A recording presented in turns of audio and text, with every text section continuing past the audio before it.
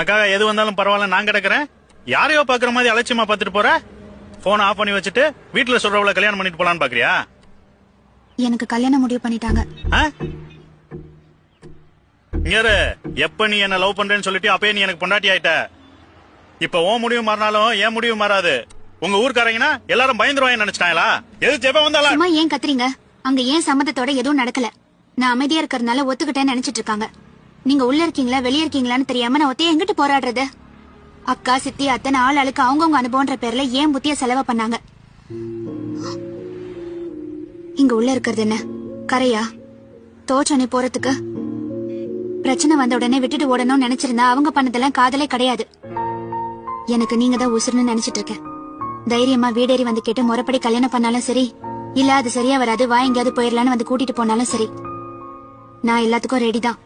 ஏன்னா நானும் உண்மையாதான் லவ் பண்றேன். இனி முடிவை நீங்க தான் எடுக்கணும்.